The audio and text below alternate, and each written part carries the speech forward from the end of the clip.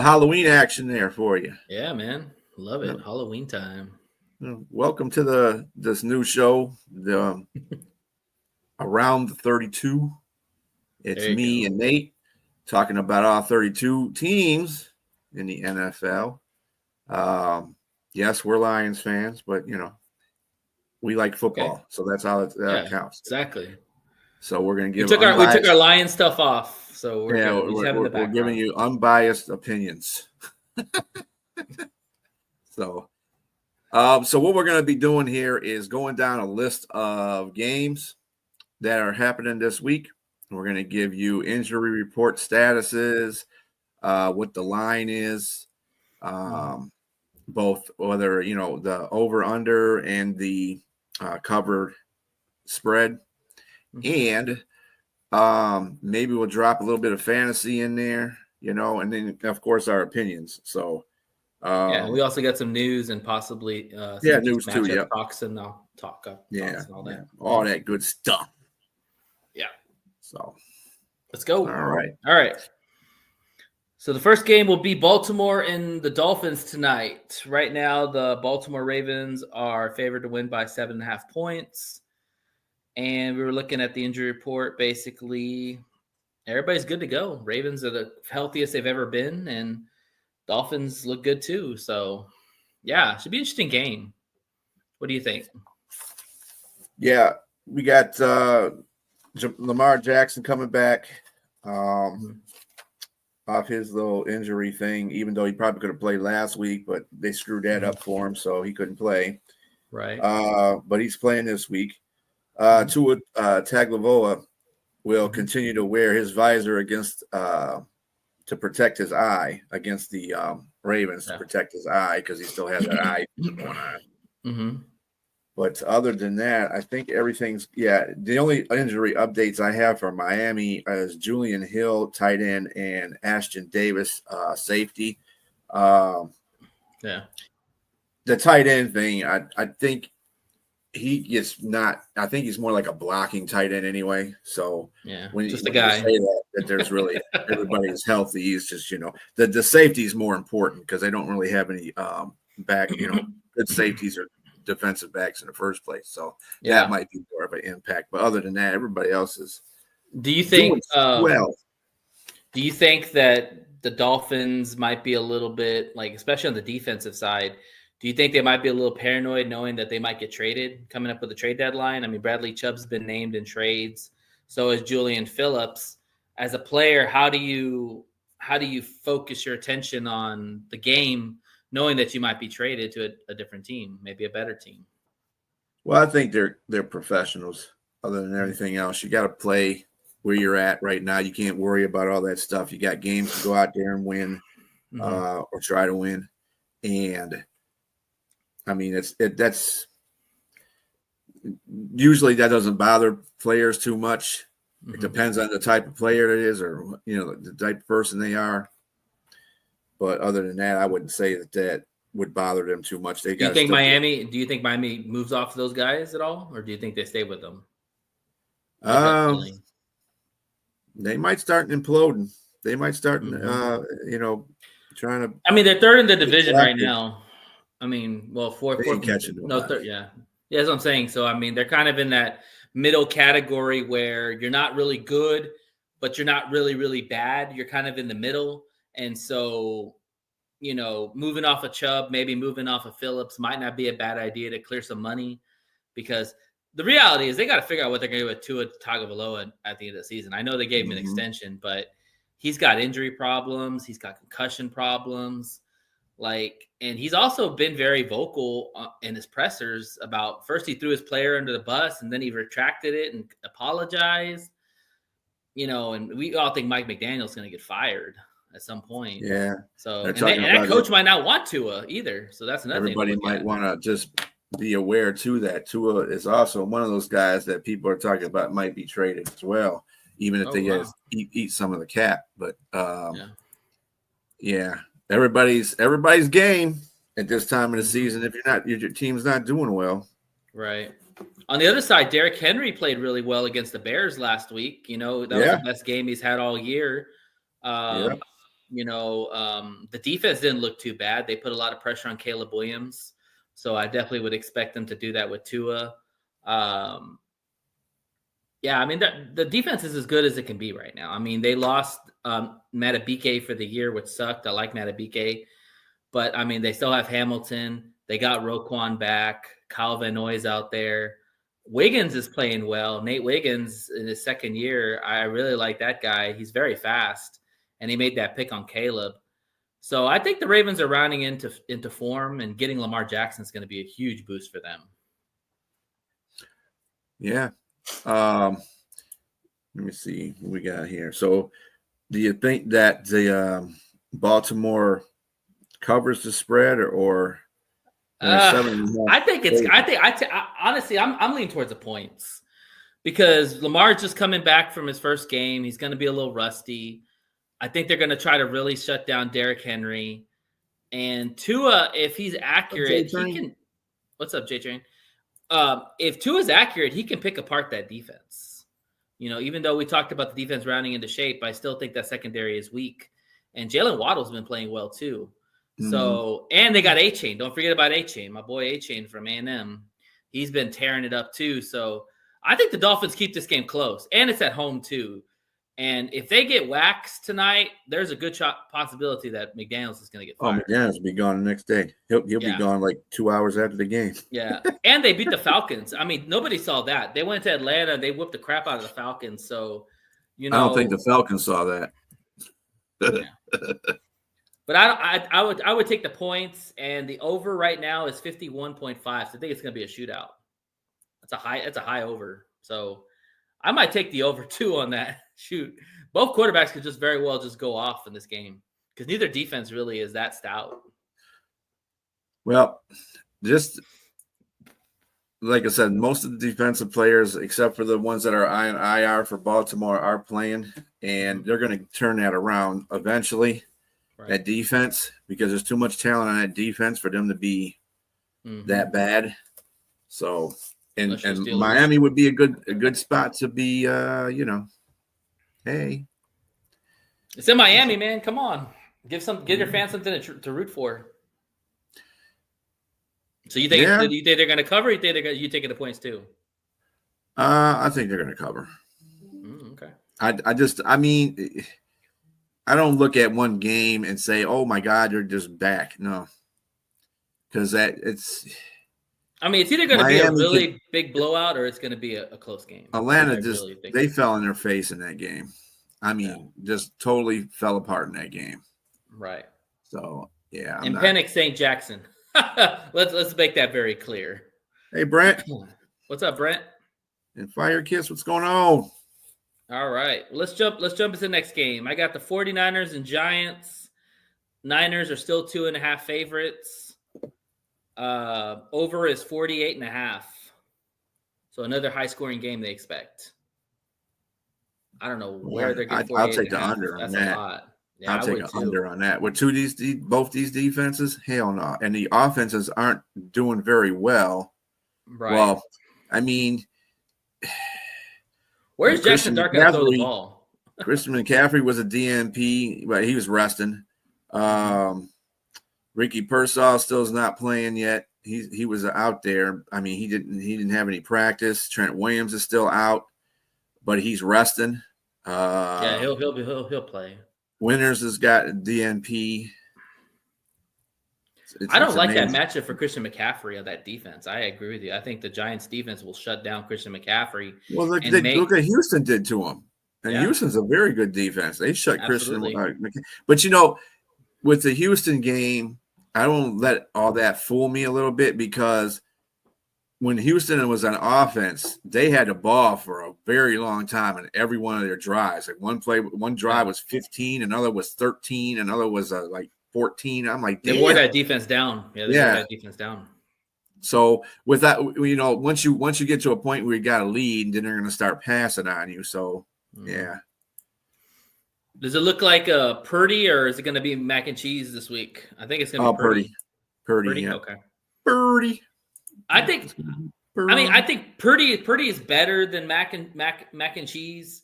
I think that he'll get the ball to Kittle. Pearsall, maybe McCaffrey in the flats.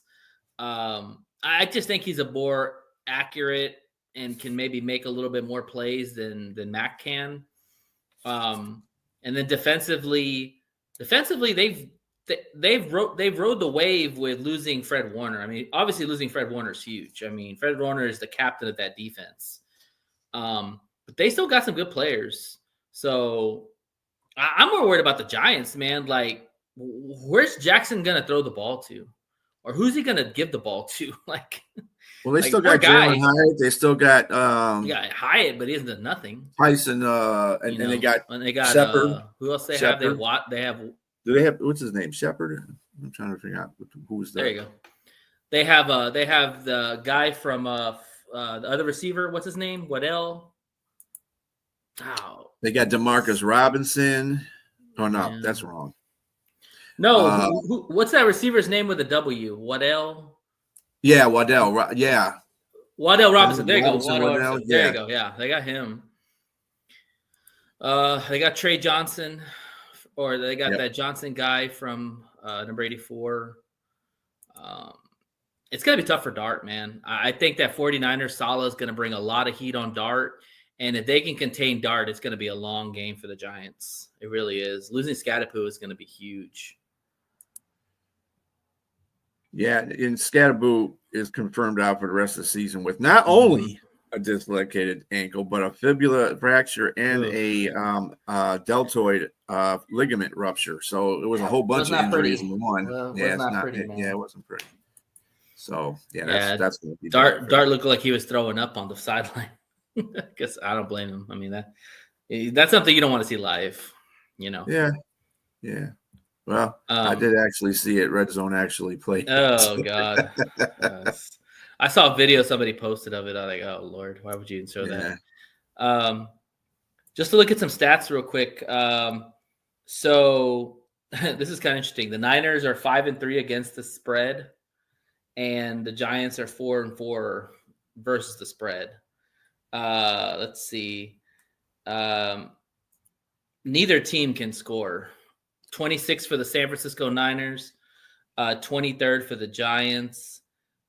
Points allowed, 8th for the Niners at 20.5, 26.9 for the Giants. So their defense, the scoring defense, not that good either. Yeah. And total, they're middle of the pack. So surprising, the Niners have only rushed for 89.4 yards rushing a game. That's 30th in the league. The Giants are 15th. So yeah, it's an interesting game. I do think the Niners will cover on this. I just don't believe in Jackson Dart without his weapons. I mean, you lose Neighbors, you lose Scatapoo. I don't really like their running backs. I mean, Tyrone Tracy's probably going to be the featured back going forward for fantasy owners there. Receiver wise, shoot, I guess Wan'Dale Robinson's probably the guy that you probably would have to look at to get more targets. Well, they still.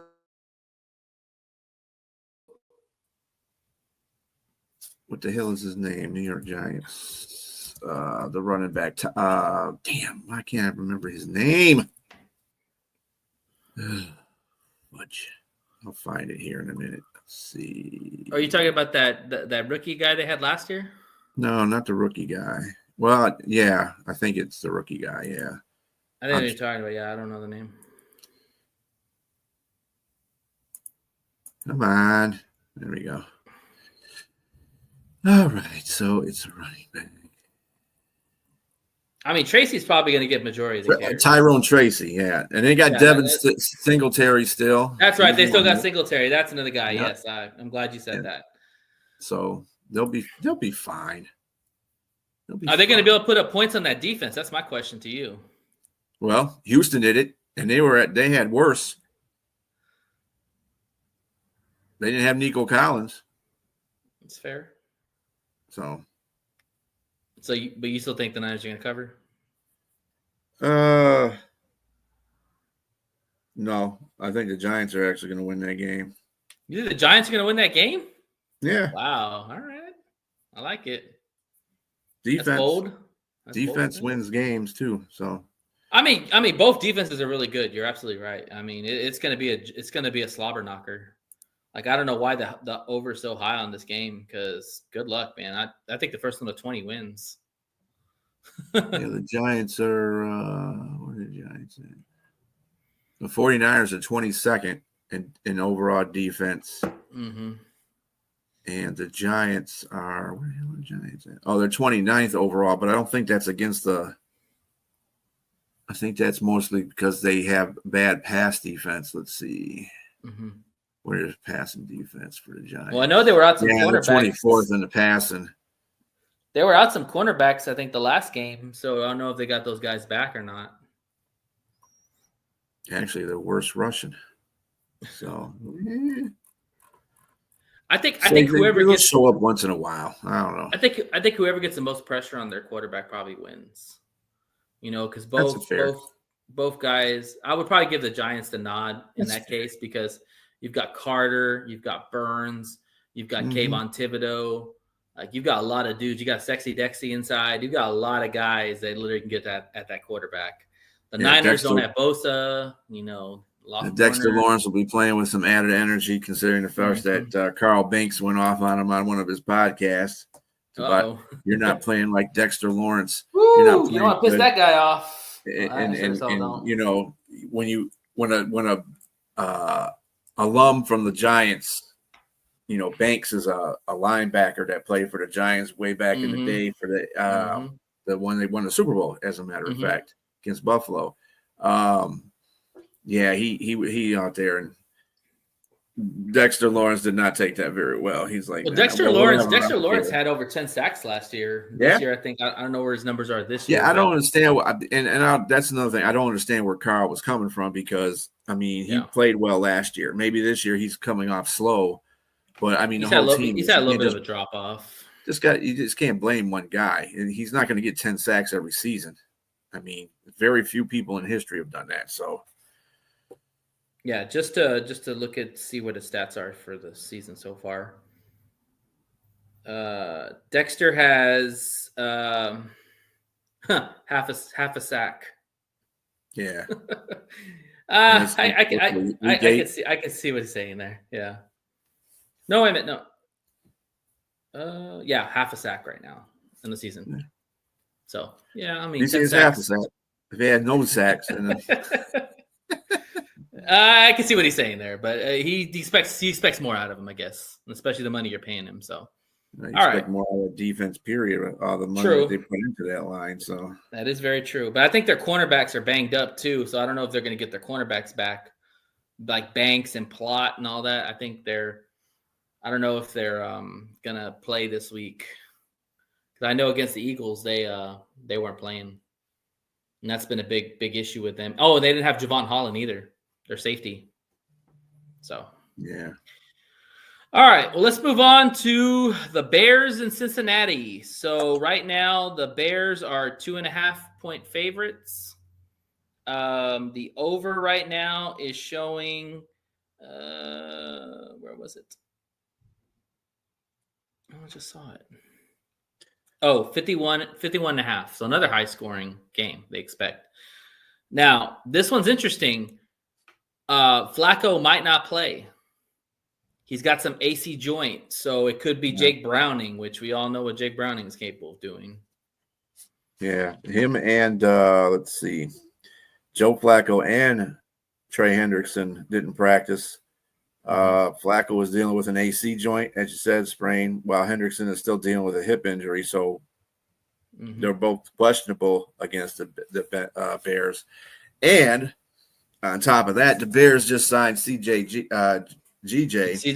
Yeah, I saw that. So, I mean, that'll help them out defensive back wise, because they're down some defensive backs. But yeah, I mean, I think I picked the Bears to win this game anyway, and I think the Bears have more defense than Bengals have. So, well, definitely if he plays, I would definitely give the Bears the nod for sure. Yeah. If Flacco plays, I like that matchup with their secondary still banged up with Chase and Higgins. I think that they give Flacco enough time that he can get the ball out to those dudes. The Bears are 3-4 against the spread, just so or when they're favored to win. So not a good sign. Bears are 15th in points per game at 24. Bengals are 21. Bears are 25th in points allowed at 26. Cincinnati's dead last at 31.6. Maybe that's why they feel like it's going to be a high scoring game. Rushing, Bears are 10th at 124 yards a game. Yep. And Bengals are dead last or second to dead last at 82.9. But the Bears are number one in turnovers, which is going to be huge if Browning plays. I mean, obviously, being Lions fans, we want the Bengals to win, but if Browning's playing, I don't think that's going to happen. Do you feel that same way? Yeah, I don't think it's going to happen with Flacco half banged up. He was playing both those. And let me tell you something, when you get beat by the Jets, that's demoralizing right there. Expect a team that hasn't won a game and they came in there and beat your butt. Yeah. Well, we talked about how bad their defense is, especially with Trey being out. They're going to be, it's just as bad as Dallas's defense. They're not going to be able to stop people. They're 32nd overall. And then for the passing defense, they suck there too. They're 30th. Rushing defense, they're dead last, like you said. Scoring defense, last. Yeah. Chicago's got this one. I'm sorry. And Chicago's not the greatest in scoring defense, but you think Caleb will take advantage of that? Yeah, I would hope so. That doesn't sound very positive. I mean, it's whatever, Ben Johnson. I've heard somebody, a Chicago Bear fan, talking about Ben Johnson needs to get his stuff together in the red zone because they've been horrible in the red zone. Yeah. So, well, the problem is, and we know this being having Swift on our team, he's not a good red zone runner. Like he's a good runner to get in space. He's a good runner to get you like big screenplays. But he's not a goal-to-goal red zone runner. I mean, that's why Jamal Williams had 30 touchdowns that 1 year. Because Swift, you just don't trust inside because he's not an inside the tackles type of runner in the goal line. Right. They probably give Magungai or whatever that guy's name is probably more of the carries. But, yeah, I mean, the Bears, that's the biggest problem, seems like, is they just can't get in the red zone. Like, you watch that Ravens game, when they get into red zone, they just falter. Like, they get a false start. They get a negative run or something like that. I'm surprised. I don't know about you, but I'm surprised they don't use more Caleb in like read option situations in the red zone. Like when you got a guy who can run like that, why don't you give him the read zone option? Yeah, I mean, Brent. There's no Gordon. There's no Johnson. There's no Stevenson. Well, Stevenson will play. Oh, Stevenson will play. Okay, so there's no Gordon. There's no Johnson. I mean, shoot, it'd be Chase and Higgins should be licking their chops, in my opinion. But I mean, if you got CJ back there, I mean, you don't have to do too much about having corners aren't really hard to bring in and start the same week. So, because go out there and hit somebody, try to get the ball, whatever. And see. As much stuff that everybody talks about GJ, he is still a pretty good defensive back. So wherever you put him at, he just talks too much crap. I think if the Bengals can have a clean game and not turn over the ball, they have a good chance of winning the game. If it's Browning out there and he throws interceptions like he gives out candy, then it's going to be Bears are just going to dominate on that end. Yeah.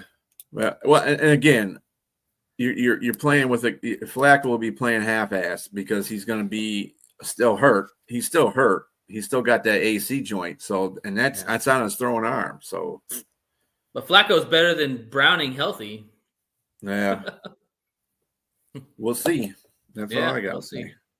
All right, moving on to the next one. Denver versus Liz's Texans. Let's see. Right now, Houston is still 1.5 favorite at home.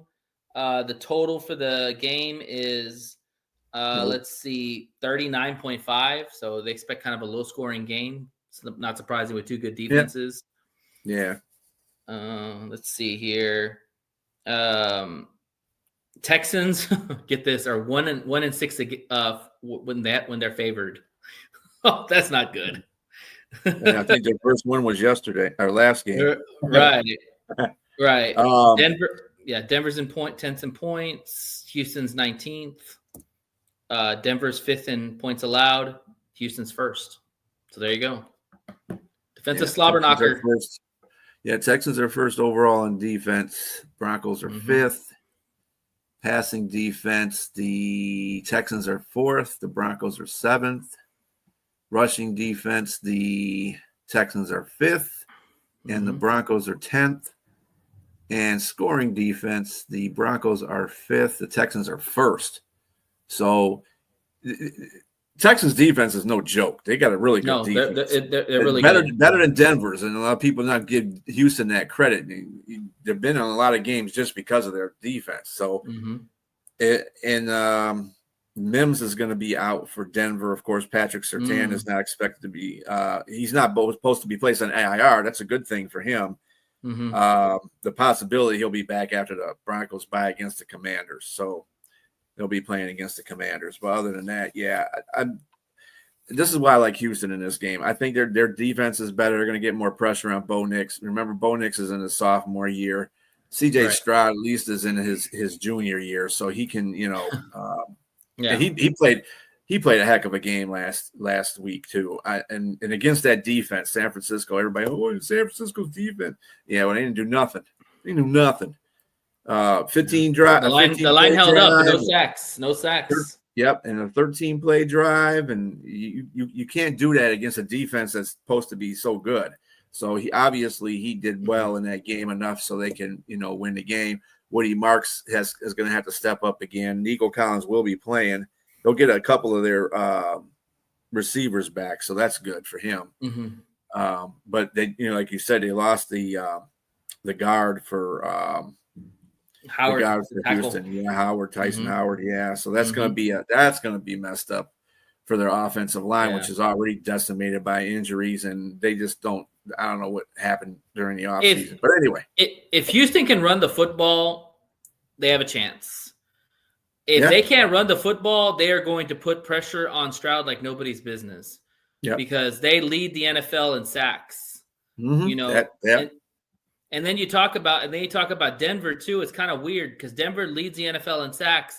They also lead the NFL in protecting their quarterback. He's only been sacked 13 times in a game. So that's interesting. Also, too, you talked about the receivers. So really, the starting receivers will be Jahdae Barron from Texas, the rookie, and that Moss guy that pretty much was getting holding calls the whole game. So, I think the Texan receivers, if they're physical at the line, they'll definitely be able to eat. I mean, with Nico, Hutchinson, Noel. Yeah. It's almost like this game is going to be almost like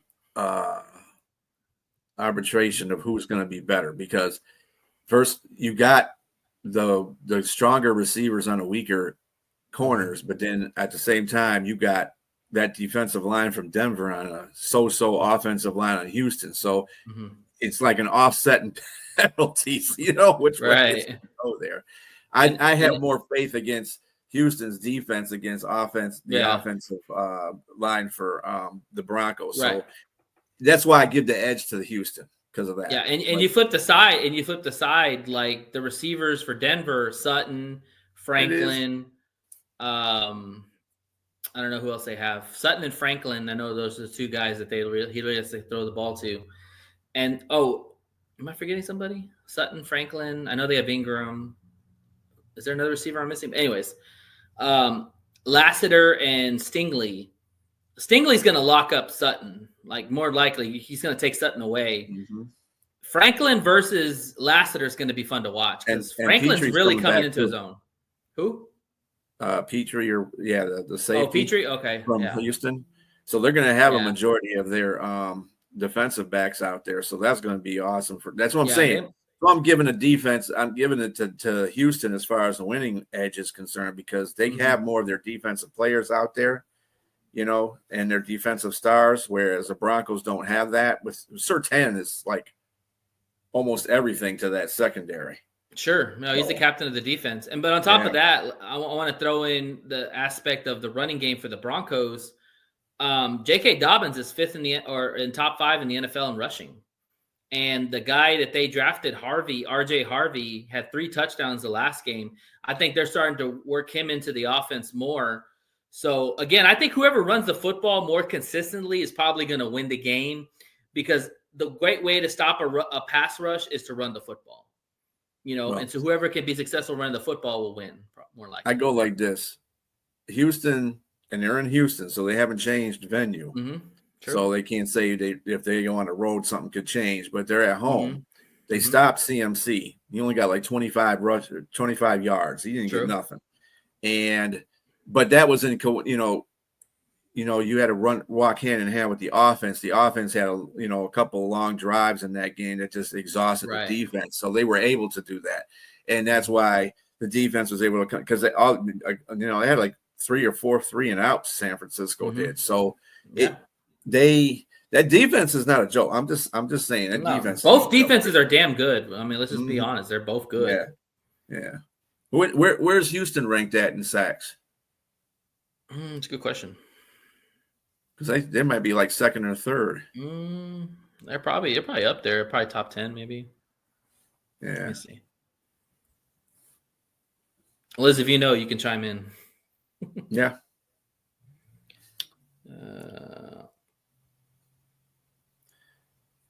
So that's why I think that's a good line too. A 1.5 because it can go either way. Yeah, and I really think a field goal probably. They're going to whoever's going to win by a field goal.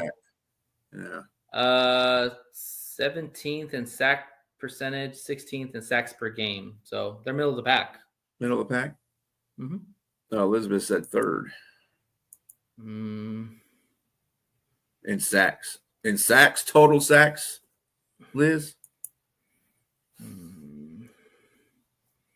I mean, this is what AI says, so I'm not going to go against AI. AI is going to run our life. Exactly.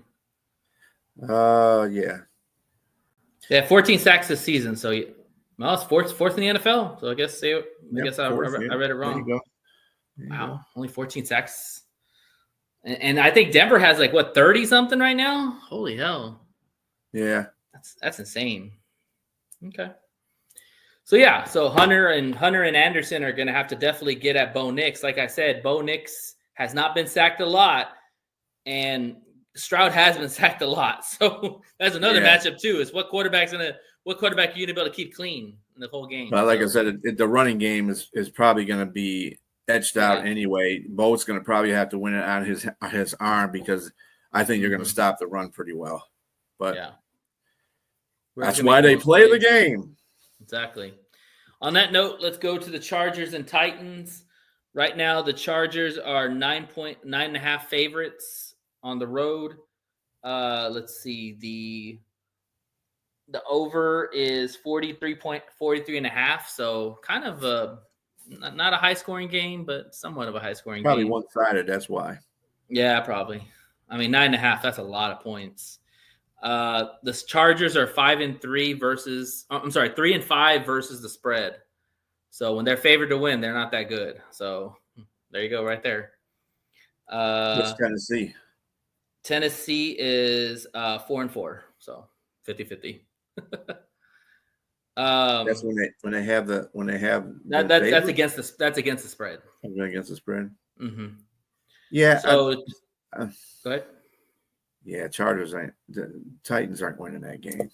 Yeah, so Chargers are 16th in scoring at 23.5. Tennessee is dead last to 13.8. Points allowed, Chargers are 12th at 21.6. Tennessee's 28.8. That's 29th in the NFL. 4th in pass, 12th in rush. Neither team's good at turnovers. So yeah, I mean, for offensive defensive side, Chargers have really got a huge advantage over the Titans. Yeah, and Khalil Mack makes a lot of difference because once he came back in the last game, they played he's extraordinarily huge. well in the Yeah. defense. So, Herbert that's looked another good. piece. Yeah, Herbert's really Herbert was running into throwing form. dimes. Mm-hmm. He was throwing dimes. Is Omarion still out? Right? He's still he's on IR. Or is he out for this game? Was he ruled out? He's out. Okay. He's still out in IR, Yeah. and of course, Harris is going to be out for the rest of the season. So, right. It will fall upon, and he plays pretty well too. The rookie that they got, he's playing pretty well. So I know because I got him on my fantasy team. Yeah, Vidal is a guy to keep an eye out. He had a really good game against a good Vikings defense. At least we thought it was. To get like a couple of touchdowns and over 100 yards. So definitely expect him to eat. I tried to pick him up on fantasy too, and yeah, he was already gone. The Vultures got him. Talk about the Titans real quick. Like, obviously, it's a mess. They fired their coach. Got a rookie quarterback. You don't really have a lot of weapons around him. Is there any positives you see out of the Titans right now? No. No. Short answer, no. No, can't say I see any positives right there. I mean, and they fired Brian Callahan in the after 4 or 5 games. That was dumb. Or not Brian Callahan. Yeah, Brian Callahan. That to me, that was kind of dumb. Let the guy sit there. He just got a rookie quarterback. Come on, exactly, your team doesn't pick in the first top 5 because your team was great the last season, unless you make a trade. But come on. Yeah, I'm with you, B. I hate the fact that you fire a coach after it was his second. It was on his second year, and surrounded with talent. Like, what the hell do you expect the quarterback to do? Right? You got nobody out there, and then people are leaving, requesting to leave. You got people that are on injured, are out for this season that can make a difference on that team. I wouldn't have never done that. I don't know what about these owners and their teams, man. Yeah. Speaking of that, on that note, do you think that Simmons gets traded at all? Could be a possibility if they're looking to rebuild. I mean, they got an intern coach in there right now. I mean, that seems to me, if you're not going to win, you might as well get some draft picks. Simmons, you get draft picks and rebuild. Yeah. I mean, it's the only thing I can. You got your franchise quarterback in Cam Ward, so you might as well start putting pieces together. I mean, Spears is a really good running back. Yeah, and they really got a decent defense. It's not been showing up because they've been down a lot, but their defense is pretty good. I mean, it's fallible, but they just need to. I don't know, man. When you're scoring 14 points a game and you're giving up 30 points a game, that just tells you right there you're not going to win. You need to get offensive people. Exactly. Yeah. All right, well, let's move on to the next game. Colts versus Steelers. Colts are still 3-point favorites. Over is 50.5. So another high scoring game they expect. Let's see here. Anything in Indianapolis do I have? No, I do not. Colts are 6-2 versus the spread. So when they get favored, they usually cover. And Steelers are 6-1 against the spread. So, so there you go. Something's got to give. Colts are number 1 in scoring at 33.8. Pittsburgh is 25th in the scoring. 6 in points allowed for the Colts at 19.3. Steelers are 22nd with 25. Colts first in yards, 6 in pass, 6 in rush, 2nd in turnover differential. So they're pretty good. Now, a lot of people will say they haven't really played anybody. If you look at their schedule has been pretty weak. Outside of the Chargers, they really haven't played a lot of world beaters. Well, yeah, and the Colts defense is really not that great. They got a lot of guys. They don't have like stars. They're 26th overall. Of course, the Steelers are 30th overall. Passing defense, the Steelers are 19. last. Oh, last. So you can throw on them all day, yeah. Oh, And that's passing yards, yeah. And the Colts are 29th. Go figure. Mm-hmm. Rushing defense, though, the Colts are 8th, and the Steelers are 18th.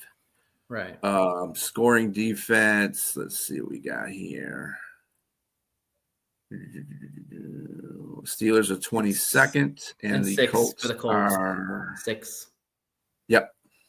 So, with all that being said, I think the Colts could win this game. I think they could win by. I think they will cover. I don't think they go over 3.5. To tell you the truth, I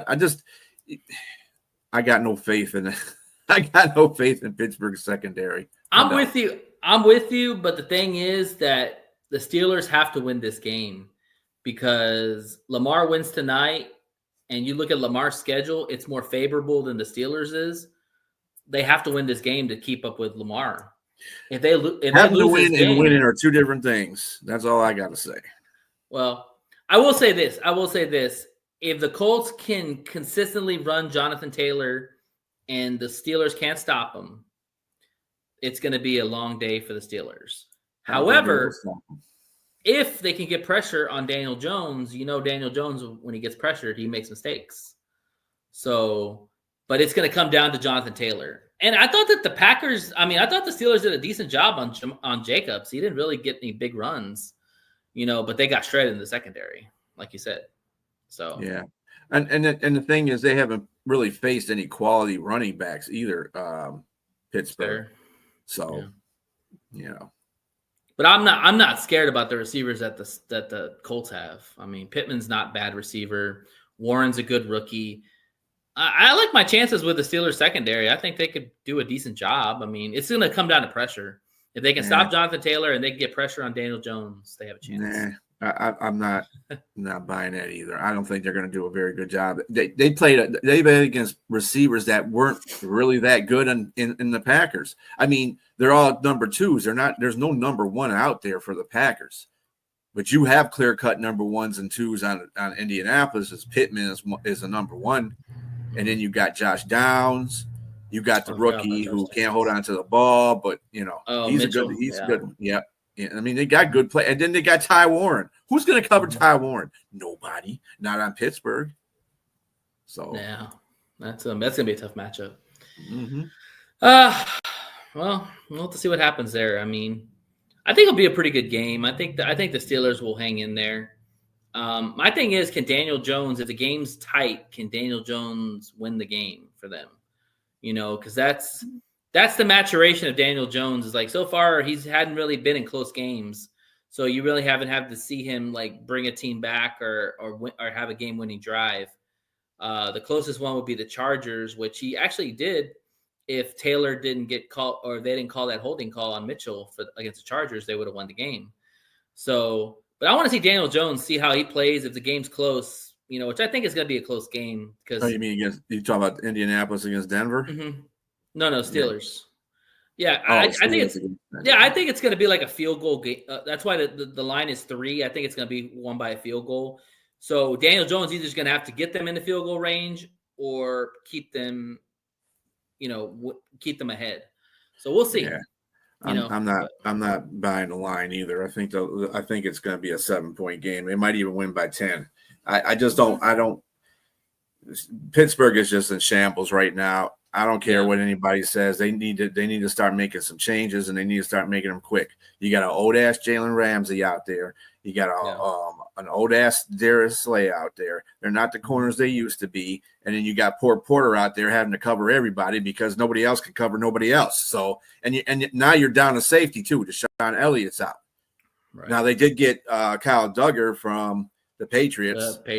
So in exchange for a 2026 6th-round draft pick, but I don't know if Kyle Duggar's going to be able. He's a good safety. I'm going to go back to that. They should never trade Minkah Fitzpatrick, dude, because Minkah Fitzpatrick was the quarterback of that secondary. Mm-hmm. Like Jalen Ramsey is old in the tooth, and he's not the Jalen Ramsey that was the Jaguars, Jalen Ramsey, or the Rams. Like every player has their limitations as they get older. But Minkah Fitzpatrick was the guy in the backfield. I don't know why they made that trade. But I will say this, that where's TJ Watt? Like, you paid him a lot of money, like, and dude needs to show up. Where's the whole you know, defense like, at? You paid that whole well, defense. especially TJ Watt. TJ Watt is the defense. That whole defense is expensive. It's the most That's expensive defense in the NFL, and they're not showing up. So right. that says a lot right there. And it's run by Mike Tomlin. So when you see stuff like this, and Mike Tomlin's defensive coach, and you see stuff like this, you know, obviously probably if they don't do well by the end of the season, I'm pretty sure they're going to get rid of Terrell Austin. If Tomlinson doesn't walk, he might be on that cut and block too. They might ask him to just leave. The Rooney's got so much patience. They're so loyal. They're so loyal. The thing that's been keeping Tomlin there is that he's had a winning season every time he's been there. So and like the Packers, they've only had 3 coaches in their whole franchise. Cowher, Super Bowl era, yeah, Cowher, Tomlin, and who was the other guy? One that won the Chuck Noll. There you go, Chuck Noll. Yeah, so three coaches. So yeah, they don't move on. They don't move on for coaches very quickly. Yeah. So we'll see what happens. All right, Falcons and Patriots. Right now, the Patriots are 5.5-point favorites at home. The over/under is 44.5. So again, one of those middle road games. I think it could be a little high scoring, maybe not too high scoring. Let's see. Falcons are 3-4 versus the spread.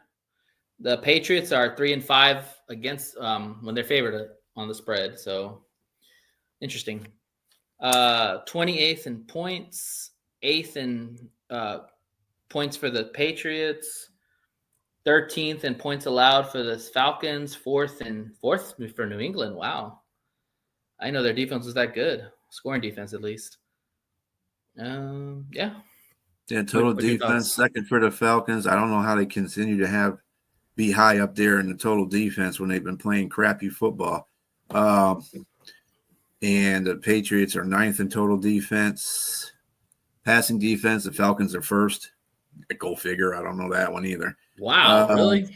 So the Patriots are 4th the Patriots are 4th in scoring defense. So, and then the Patriots are 19th against the pass. Patriots are 2nd against the run, though. Yeah. And the staple of Falcons. Where are the Falcons at? They should be up here a little bit. Falcons are 21st against the run. So, okay. And who's going to be quarterback for the Falcons this week? Is Penix back, or is it going to be Kirk Cousins? Well, Penix is day-to-day with a bone bruce. He says he feels better, and he's been at practice, although in a limited status. Also, Drake London also had limited practice, but he's supposed to be back in the game for this Sunday. And they're both questionable, but I'm pretty sure they're both going to play. If they're questionable, they're going to play. We already know that. Javon Walker was at practice today too. That's going to give them a boost on there. You know, when Javon Walker was on that defense, they played a lot better. So if he's able to play Sunday, that might give him a little bit more of a chance to get that win. It's just that you can't. It's a coaching thing to me, because you go to Carolina and you get shut out. Come on, you got Bijan Robinson, Penix, Drake London. Yeah, it's no excuse. The Pitts, you got too much, and they're supposed to have a pretty good offensive line. So what's the problem? And then you lose to Miami at home.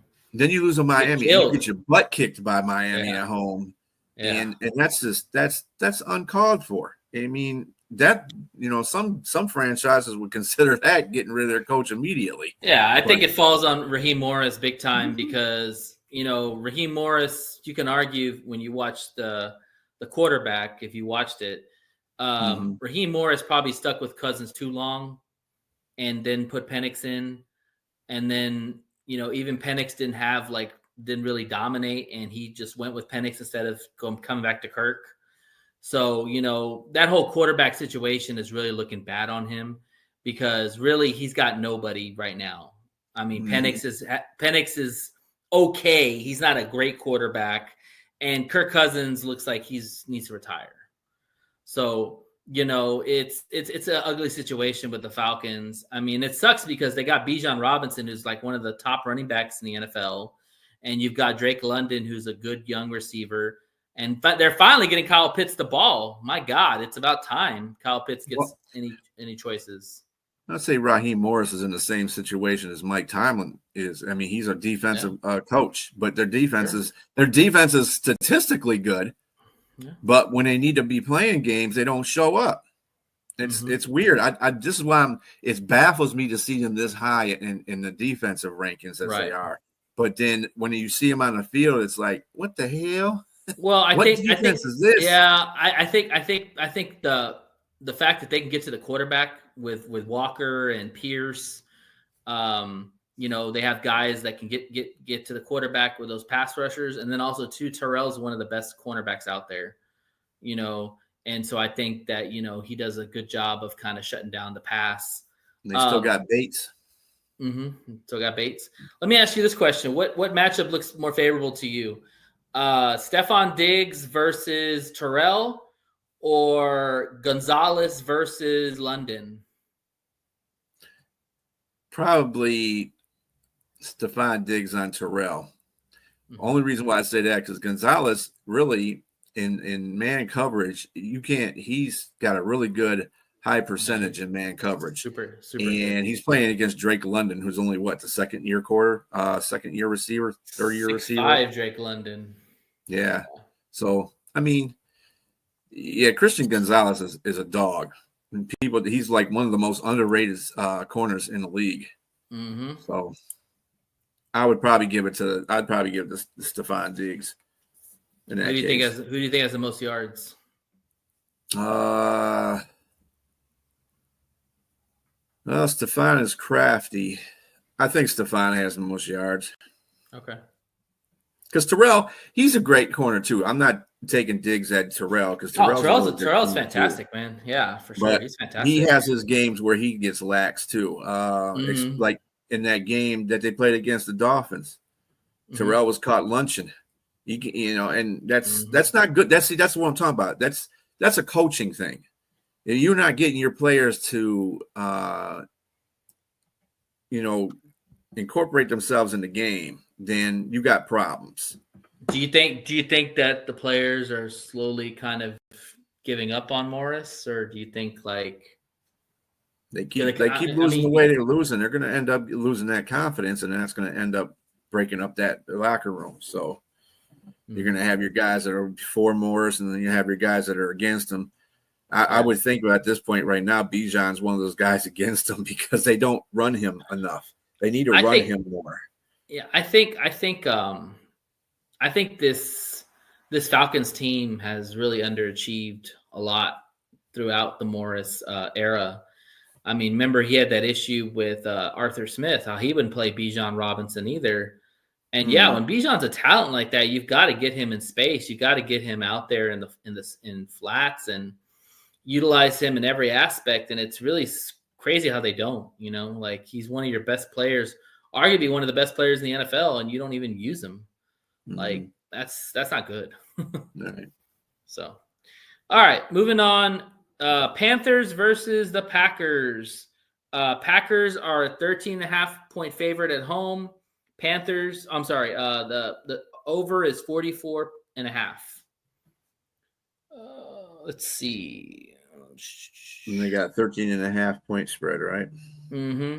The Packers are 3-4 versus the spread, so they're 50-50 themselves. Yeah, they don't cover a lot. Yeah, because they lost to Cleveland. That's a good thing, and then they tied to Dallas. Those are both games they were favored in, and they tied and lost. Yeah, screwed them over, so don't bet them. Panthers are 27th in points at 19. Packers are 5th in scoring at 27.6. Panthers are 20th in points allowed at 24. Green Bay is 10th in points allowed at 21.4. And neither team takes the ball away either, surprisingly. Yeah, not so much for the Panthers, but. And I'm assuming Bryce Young's going to play this game, right?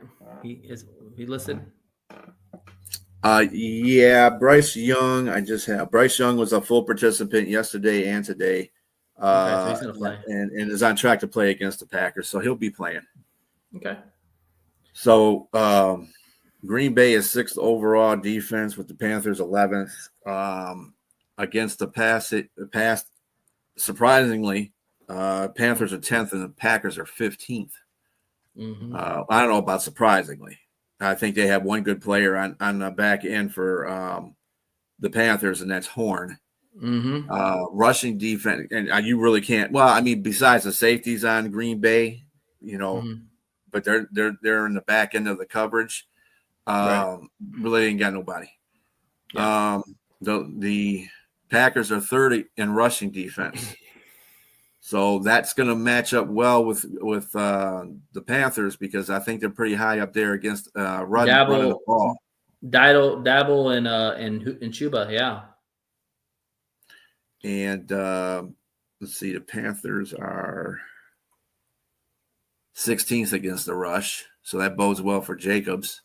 Mm-hmm. And their scoring defenses are I think the only way the Panthers have a chance of winning this game is they have to play mistake-free football for sure, and they have to be able to run the football.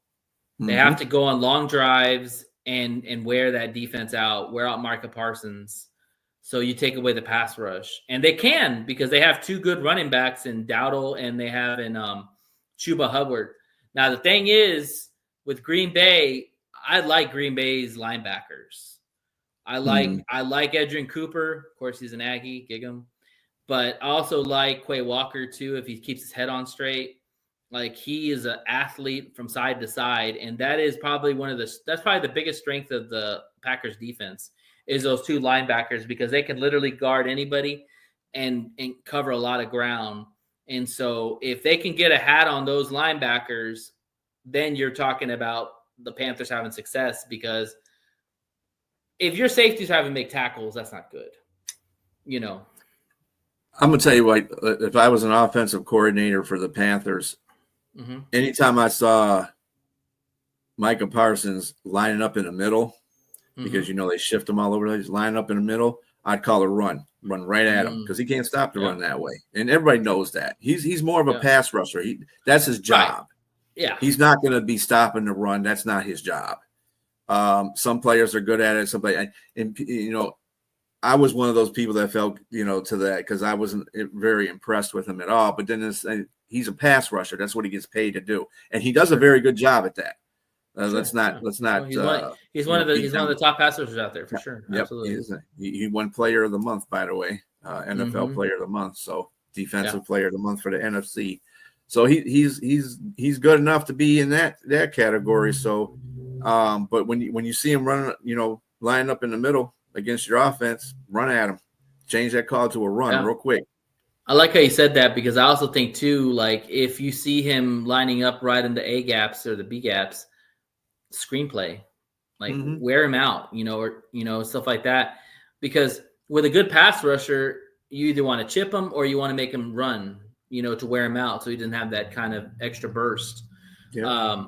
I think what helps the Panthers in this game is since Dalton's not going to play, which is good, it's going to be Young. Young has the ability to get around and escape the pocket. And that's one thing that Green Bay hasn't really had a lot of people to deal with that. Like you look at all the quarterbacks, even Jacoby Brissett wasn't that fast of a runner. Bryce Young's has more little speed than Brissett does. So it's just going to be a matter if they can just run the football, whether it's Young, whether it's Dowdle, whether it's Chuba. That's the only way they have a chance. Right. If they can't run the football, they're screwed. Yeah, because I mean their receiving core is I mean Texas is doing a good job, but Xavier McKinney is still Xavier Legette. He's still a project. So Hunter Renfrow. And they don't really have a really good tight end either. So they they definitely got to set that screen up so they can get some runs off of that, and then they're a run-based offense. They live off running the football. They did that with the Cowboys. Yeah. So, I mean, I think Green Bay will still win the game. I just don't think they're going to cover that 13.5. I just think Panthers are a lot better defensively than people give them credit for. I agree. I think that people are really sleeping on the Panthers defense, and they have some guys. Scorton's rushing the passer. You got Scorton's Horn, excellent. you got Horn that's earning his money finally. He's looking like the cornerback that they paid him to be. Like they've got some guys that can wreak havoc. And one thing about Love is Love struggles with bad teams. It's really weird. Like if you look at his best games, he went dual with the Cowboys.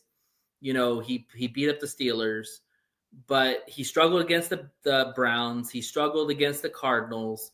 He struggled against the Bengals. So they have a chance. But they have to take the ball away. Like they can't turn over the ball, but they got to try and take the ball away in any aspect possible. Yep. And run the football. So we'll see what happens. Yes, sir. All right.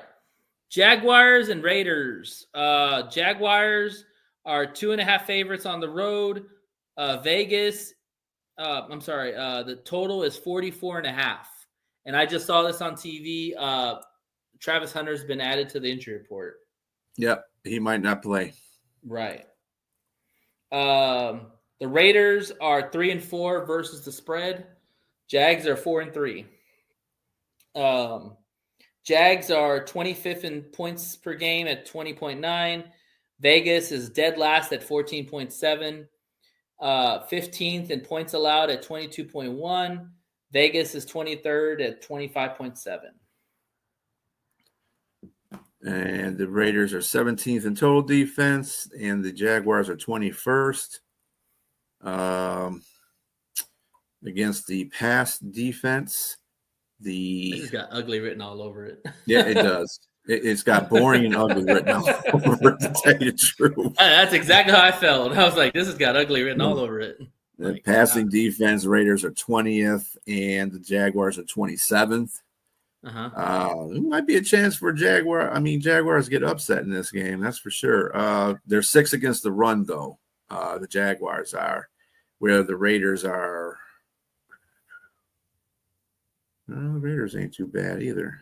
They're not better than the Jags. They're 13th against the rush. And as far as scoring defense, you got Jags are 15th and the Raiders are 23rd. Yeah. So this comes down to this is going to be one of those games. This is another one of those games you don't want to touch, really, because it could go either way. Jacksonville hasn't sold me on anything they're doing either. Right. The Raiders are pretty bad, but they haven't. At least I know they're bad.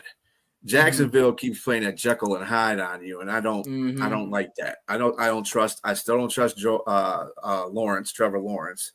Yeah. Their running game is and their passing game. Where's Brian Thomas at? Brian Thomas needs to sew his butt up. And in fact, they might not even have Travis Hunter. Not that he's been doing that much, but anything helps you when you're playing. Sure. So you don't want Brandon Thomas getting double teamed all the time. You want to have that exactly. Side. They also have Jacoby Myers. Or no, that's on Oakland. Never mind. And I think that also our guy Patrick is also had limited playing time too. Oh yeah, Timmy Patrick. Yeah, he might get a little bit of role now because of Hunter being out. Yeah. This to me comes down to the quarterbacks. Whichever quarterback doesn't turn over the ball is probably going to win. Because that's what I'm saying. I would not bet on this game because both quarterbacks could be turnovers. Geno Smith has just been a turnover machine. Probably, I think he leads the NFL in turnovers. Trevor Lawrence has had his moments where he's looked really bad at times. Brent is sticking with this. Brent has been on this. Packers is going to get beat. I don't know about the overrated part. I think you got to give credit where credit's due. Love is showing that he's starting to come around. I got to see him win some big games in the playoffs to really get him to the next level. But back to the game. Yeah, I think whichever quarterback doesn't turn over the ball probably will win. Both defenses are okay. I think the Jaguars defense is a little bit better, and they're aggressive.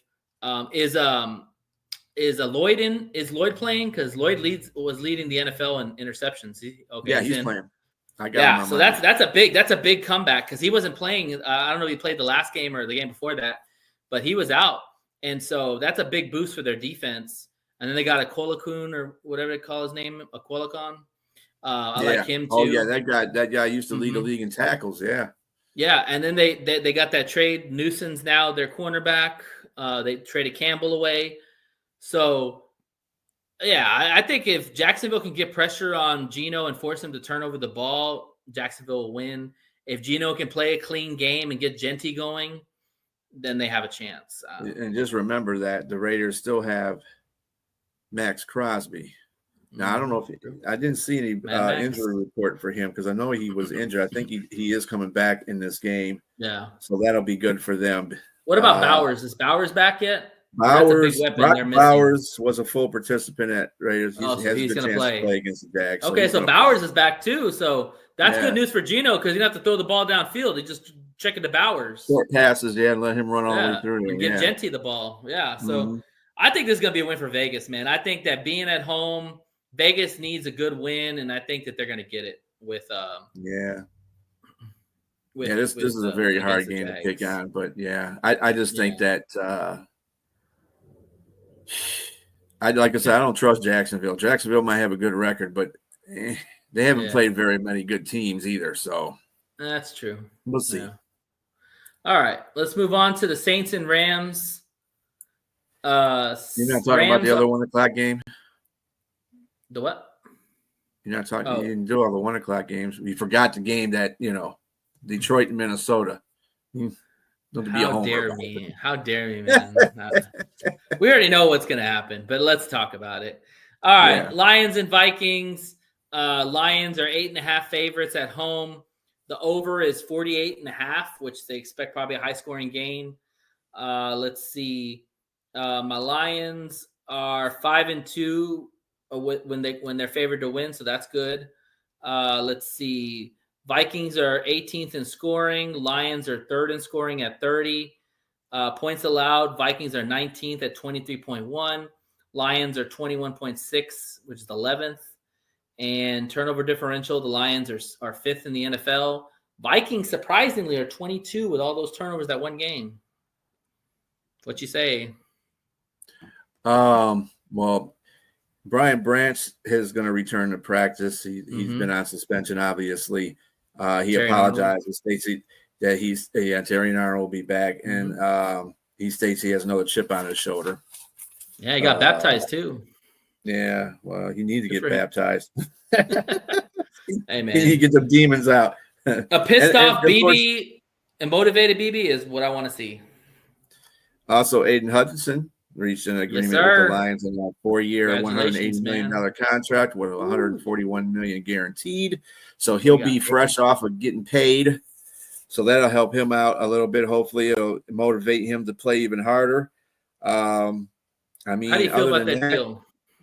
Real quick, how do you feel about that? I think it's pretty good. It's a fair deal. I think it's a really good deal. He's the second most non-quarterback paid right now. So I think he deserved that. And he's the youngest, and he's the youngest on that list. Like, Parsons is a little bit older than Hutchinson, and you know what? A lot of the naysayers will be like, okay, Parsons is better than Hutchinson.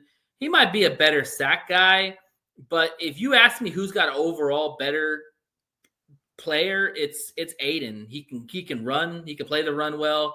He can rush the passer. He can force fumbles. Hell, he can even intercept the ball. Like Parsons is more of a one-trick pony where he could just rush the passer. Like you talked about. He's a hell of a trick pony, though. That's the point. Oh yeah. But Aiden Hutchinson is leading the league in pressures as well. He still has 7 sacks now? He still has 7 sacks? I think it's 6.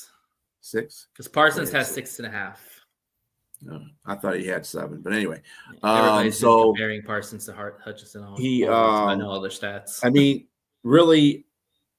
I really think that most of these players coming back. Rodriguez is coming back. Also, J.J. McCarthy for the Vikings is coming back. So because of Carson Wentz being out for the rest of the season. O'Neill's going to be back for them, looks like, on the O-line. Yeah. So not sure about Darisaw. He just got. Well, he had. I think it was a day off. I'm not sure, but it was he had a full practice the day before, so I don't know if he got hurt in between that time or what happened. And maybe he's just a day of rest. But even with that being said, it's in Ford Field. They play really well at Ford Field, and they've beaten Minnesota Vikings like 4 straight times. So I don't think anything's going to change there.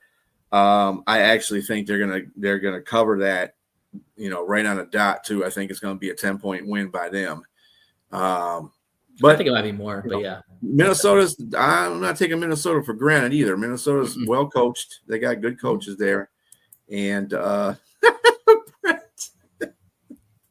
what I said, Brent. I said 40-20. I said 40-23, Brent. So I'm with you, bro. I think it's going to be a blowout. But yeah, the whole point of the end of the day is that they come away with the win, and Vikings go home with an L. So I'll say this.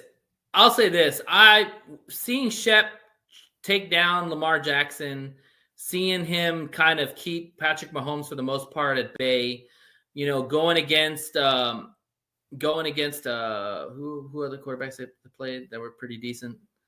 I'm blanking here. I mean, they didn't do too bad against Jordan Love. They didn't do too bad against So they did fair. I'm not worried about JJ McCarthy, man. If Shep can't control JJ McCarthy, I'm a little worried, because it's not Lamar Jackson. Good job on Caleb after he made some adjustments. Yeah. What's the one thing good about Shep is that he makes good adjustments. So exactly, that'll be everything. That's something AD didn't do very well. That's why I always said that Shep was going to be a better defensive. Baker. That's another one. Baker. He did a good job against Baker too. Good job with literally backups. So yeah, I don't think JJ's corners. But that defensive line was relentless on Baker. That's what caused a lot of those overthrows and how those corners were able to play those receivers is because that defensive line was getting to Baker pretty well. And so if they can do the same thing, they'll be fine. And you probably would argue that actually, I'm not saying he's Baker Mayfield, but JJ has a similar game to Baker Mayfield. Strong arm guy, can run out of the pocket, will put the ball in harm's way if pressured. So I think that same kind of formula is kind of how you want to attract JJ McCarthy. Bring the heat, JJ's decision making isn't great because this is his second year. He hasn't played a whole season yet. Sure. So his decision making is not up to par. So that'll help the Lions out a whole bunch right there. Just that. Yeah. So because the linebackers are tight. I know Cunningham's not playing, which sucks. He's on IR now. But Rodrigo's back. Rodrigo's is back, and the defensive line's been playing out their damn mind. So everybody's healthy on D line, so that's good. So as long as they can get pressure on there, and then we're getting some of our corners and our safeties back, that's great. As long as we can hold it, I mean, we saw Amik hold down JJ in the last game of the season last year. So whoever's on JJ is just going to have to do a fabulous job on him. So. He's going to get his probably. Yeah. Oh, for sure. I got a feeling that this is going to be a big JMO game because, Johnny Morton came out and said, I failed. I need to work on getting JMO the ball. Usually whenever you hear a presser saying, I need to get this guy the ball more, they're going to make a point of emphasis to get him the ball. And I think that with Rodgers possibly being a game time decision, that's huge because JMO is going to probably be guarded. He doesn't torch anybody. Doesn't make a difference who's covering him. He's fast. True, but I think the thing I don't like though is when you say that. I don't want 50% of the plays going to JMO. That's not how the offense works. I mean, when you make a point of it, that means that the quarterback's going to make a point to try to get the ball to him. And JMO and Goff don't really have that good of a connection yet because of that. So they have to work that out in practice somehow, some way. But he needs to incorporate JMO in different ways, not just being a wide receiver. He needs to do jet sweeps and stuff like that, stuff that he was doing before. Right. Little trick plays if you want to throw something in there, for sure. Yeah. And I think too. I don't want Goff going to him 50 times. 50 out of the. Well, I think the first drive. I think the first drive they're gonna try to make a point of emphasis getting him the ball early, like they have in some games. But I would say this: if Flores is going to bring, just remember this though. Minnesota knows this now that it's out in the air. Yeah, sure. So, But I would say like if Flores is going to blitz the hell out of Goff, and Goff has been really good about picking apart his blitzes, I would take those shots at JMO. I'm just saying, and some of his big plays have come against the Vikings, so we'll see. well, as long as All the right. calls are on Yeah. point with what the blitzes are. So, True. but anyway, All right, moving on. Rams and Saints. Rams are 14-point favorites at home. The over-under is 43.5. Let's see. So the Rams are 4-3 versus the spread. 29th for the New Orleans in points per game at 16. Rams are 11th with 25. Saints are 24th in points allowed. Rams are 3rd at 16.7. And point differential, Rams are 10th. And so Puka's overall defense, surprisingly enough, well, I wouldn't say surprisingly enough because the Saints defense is not too bad. The Rams are 13th in overall defense, and the Saints are. Then again, I could be telling lies. Let me see here. Where they at? 15th. So they're not too far from where the Rams are defensively. Is total defense, passing defense, they are 9th against the pass. That's good for them. They do have pretty good pass defense. That's what keeps them in the game a lot of times too. Rams are 14th against the pass. In rushing defense, the Rams are 14th and the Saints are 20th. So you can run the ball on them. That's their Achilles heel there. And like you said, in the scoring defense, Rams are 3rd and the Saints are way down here, 24th. So I'm still going to give it to the Rams because they're in LA. 14 and they're starting a rookie doesn't- quarterback. Shuck is going to be their starting quarterback. Yeah, 14, but still 14.5 is kind of a lot for that situation. I think the Saints will play pretty good defense. I just don't think that they're going to be able to keep up with the scoring for the Rams. As Stafford, if he starts balling out on them, it's going to be over real quick. But I don't see them winning by more than 14.5. I think they're going to probably keep that game to about a 10-point win, 13 point at the most. So I'm gonna take the Rams with the points because and then 43.5 ain't that many points to be scoring either. So no. And I think you said like one of the games is probably gonna be more one-sided. I think that with Puka being out, Stafford developed a little bit more rapport with Devontae Adams, and so now he's got more trust in Devontae Adams, and of course he loves Puka. So yeah, it's gonna be hard to stop that offense. And then Kyren Williams, at some point, Kyren Williams has got to get right. I know he's had some fumbles, and according to some people, McVay's lost a little confidence in Kyren because of the fumble issues. So they're relying more on the passing game. But I think Kyren Williams will be fine. This will be a good get-back game for him against the Saints. And that defense, man, Jared Verse and Fisk and Young, oh, man, that D-line is just fun to watch, man. And they traded for a cornerback, too. They got that guy from the Titans, I believe. Yeah. Just a guy, but they need to Darian Williams was out for the season. He didn't even make it to the season to be, to play. And he's one of their better corners. And they got Curl and Kitchens and all that are young guys. So I don't know what this guy, what they liked about this guy, but they brought him in. So I guess we'll see what happens. But yeah, that'll be a good game. But I mean, for the Rams, yeah, I don't know about poor James the Saints, man. I don't know about them right now. But they play good. They play with some heart, but then they're not winning. So. Yeah, for sure. All right. Chiefs and Bills. Chiefs are 1.5 favorites. Yeah, game of the week. 1.5 favorites on the road against the Bills. The over-under is 52.5. Let's see here. The Chiefs are 5-3 versus the spread. Chiefs are 7th in points. Buffalo is 4th in points. So high scoring game. Chiefs are 2nd in points allowed at 16.4. Buffalo is 9th at 20.9. Total defense, the Chiefs are 4th in total defense. Bills are 12th. Passing defense, the Bills are 2nd. Chiefs are 3rd. That's interesting. Chiefs are really good defensively. Rushing, and they really haven't played anybody either.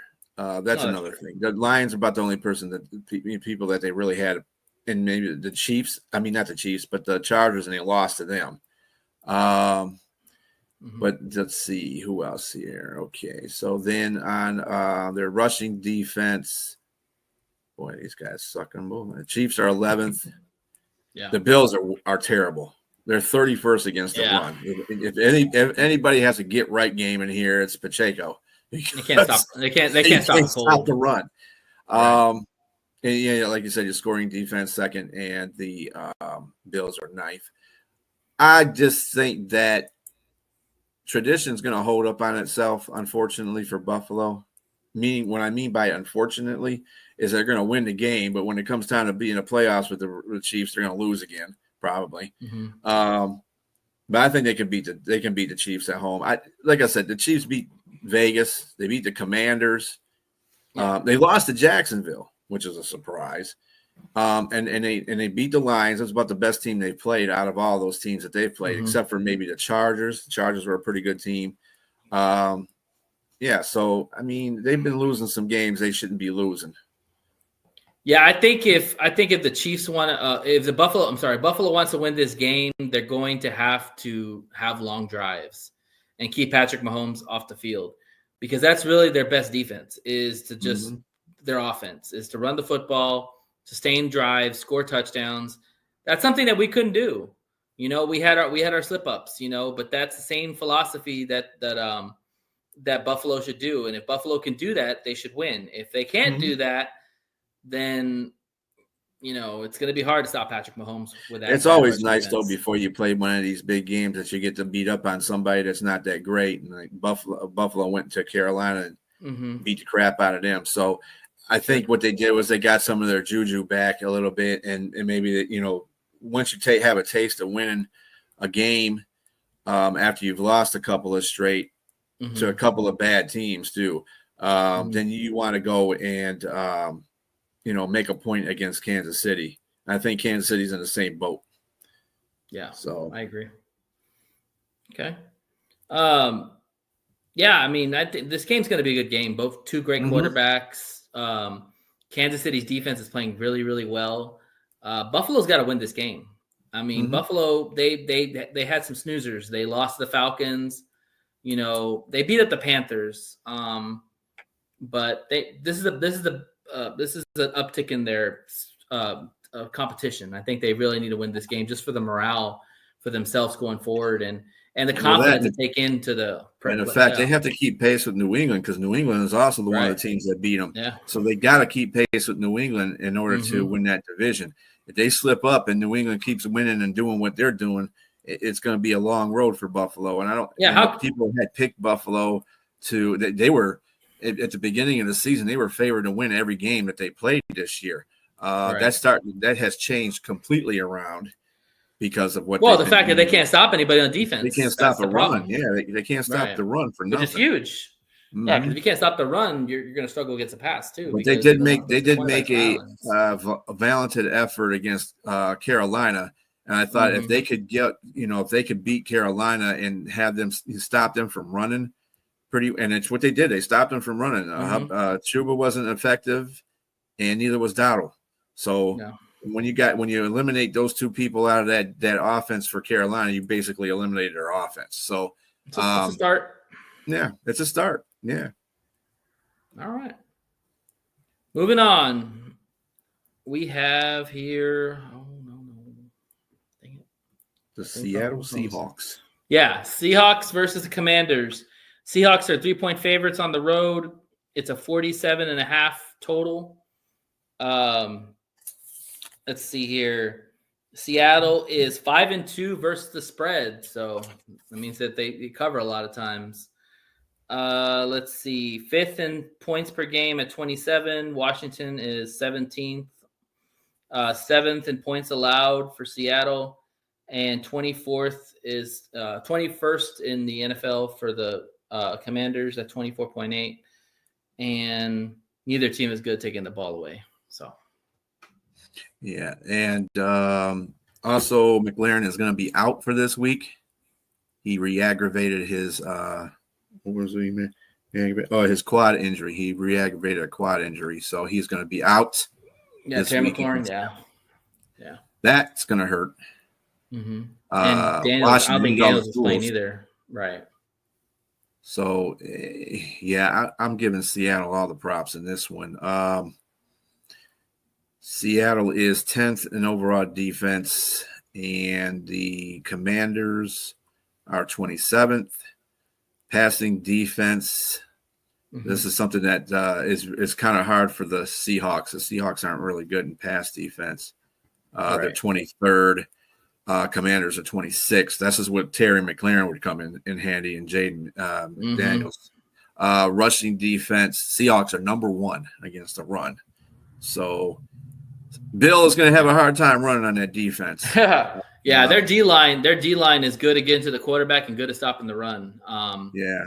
And that bodes well for Seattle. Yeah.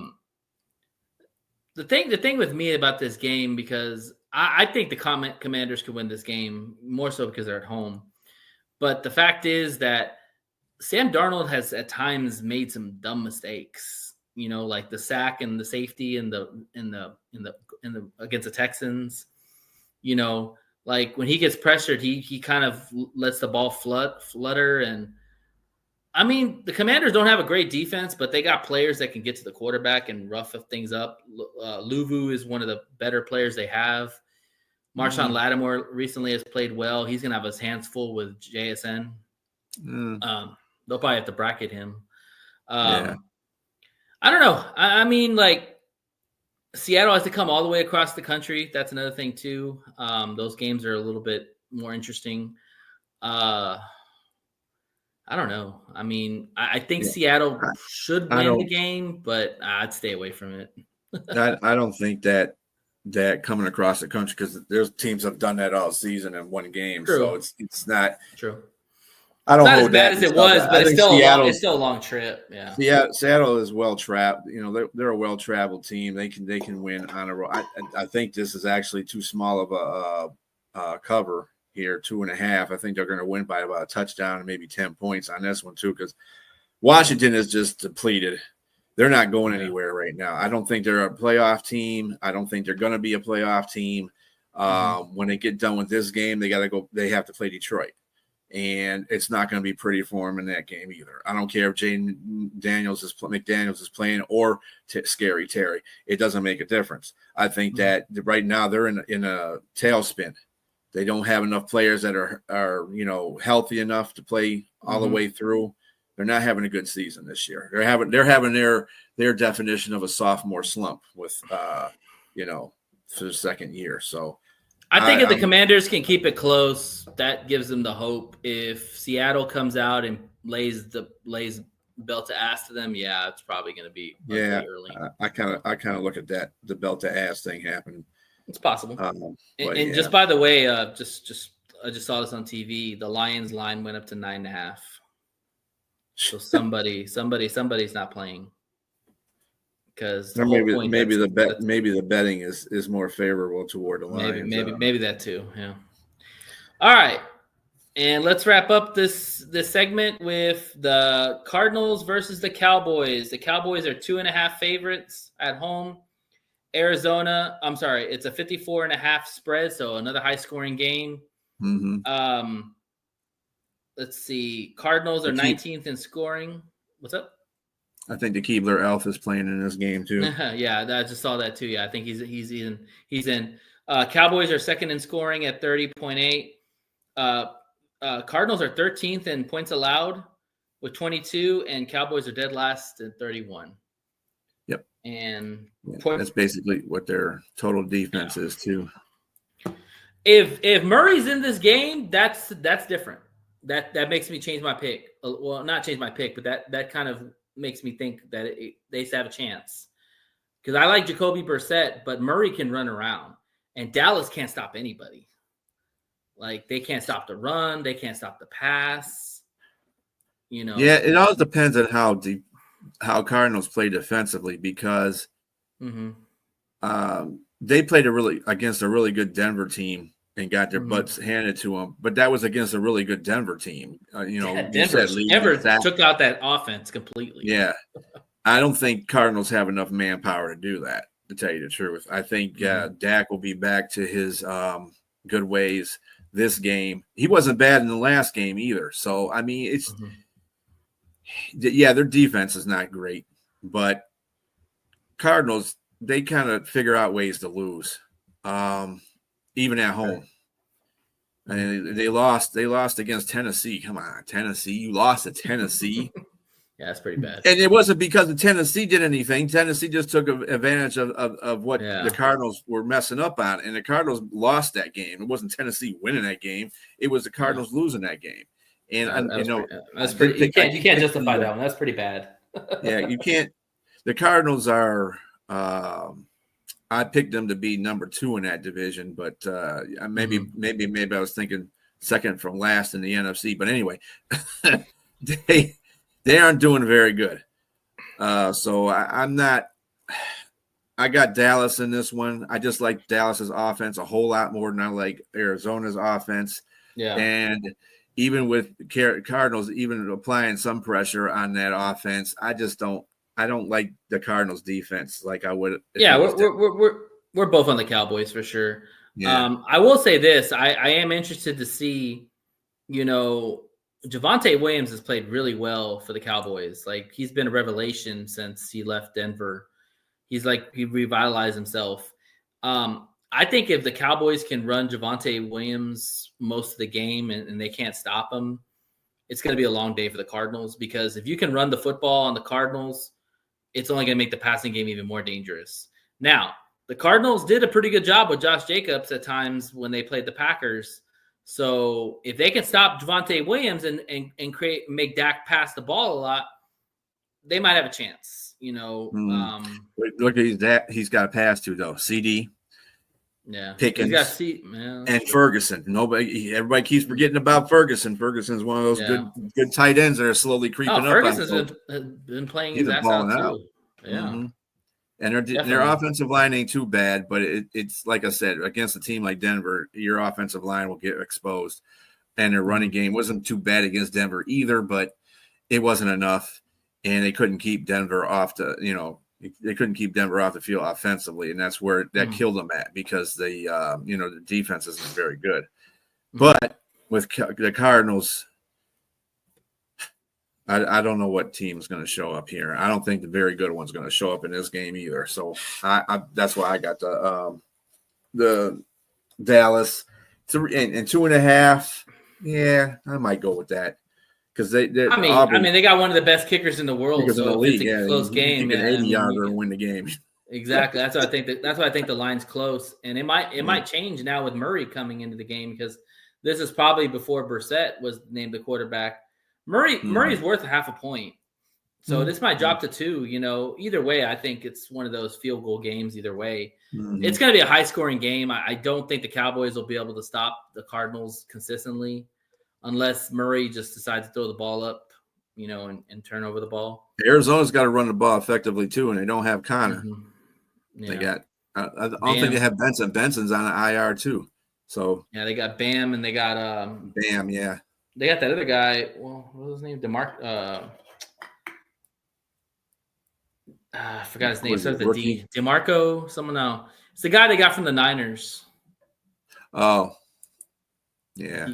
D-Car, I don't know, whatever. This is the point that we just don't know that. Yeah. It just shows you right there. Yeah. You're grasping at straws. But yeah, I think it'll be a high scoring game. It'll be a good Monday Night Football game for sure. And I think Murray's going to ball out. I think Murray, it's going to be a duel between Dak and Murray. I would give Dak the advantage because he's at home. and Dak has more weapons. I mean, he's got DK. He's got Pickens. He's got Lamb. He's got Ferguson, like you said. Murray has Marvin Harrison, but that's pretty much it, consistently. So, he got McBride. McBride's a damn good tight end too. So we'll see. Should be fun. Yeah.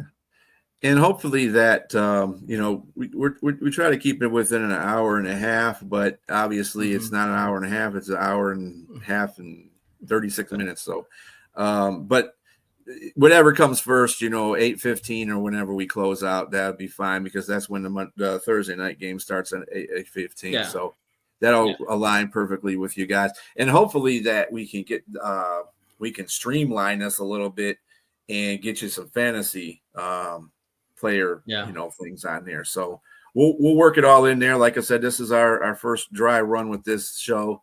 Hopefully people enjoyed it. Go on, One Ass Cheek Three Toes and subscribe so you can see this show as well. And just keep looking for us. We're going to be on every Thursday from 6:30 to 8 o'clock p.m. Eastern Standard Time. And we got it. Any words of wisdom there, Nate, before we go? Enjoy the game tonight, and we'll be back on next Thursday to talk more matchups for the week. But have a great football weekend and enjoy the games. Yep. Catch us on Tuesday too for One Ass Cheek Three Toes. Peace.